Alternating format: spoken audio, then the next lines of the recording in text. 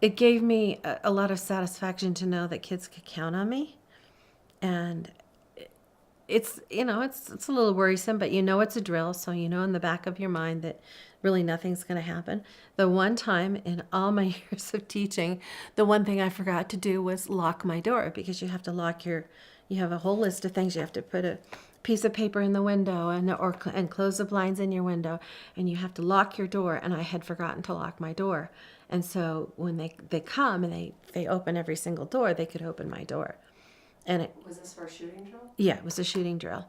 And so I have all the kids behind the desks, and they were able to walk in, which was terrifying. And it was really scary. So it really brought home to me how much detail you have to keep in mind when something like that, when you're practicing something like. But that's why you do practices. That's why you do drills. I never did that again.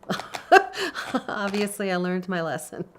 So it's a weight on your shoulders when you have other people that you're responsible for. But for me, that's always been a thing I can handle, and I fall apart later.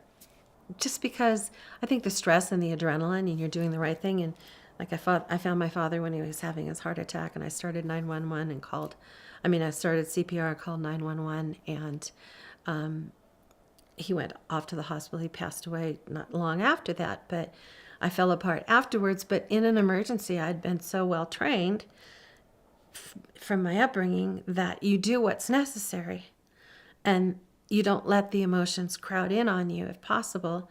And then when the emergency passes, everything kind of floods you. You're flooded with adrenaline and all that extra emotional stuff. But in the moment, you do it's almost like automatic.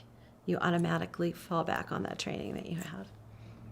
The day that you didn't lock the door, did the emotions hit you at that moment or when you went home? Probably later that day, because I had to get right back into teaching. It wasn't something I could sit down and worry about. And it really upset me that I did that. But on the other hand, I thought, well, in any bad situation, what are you going to learn from it? That's what's most important. What are you going to take away from it?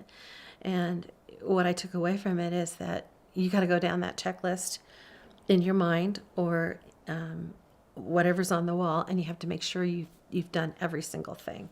So yeah, it hit me hard later at the end of school, and I was embarrassed and I was ashamed, and I realized that could have, had that been a real situation, it would have been horrible. It would have been absolutely tragic. So that's how we learn, or hopefully that's how we learn.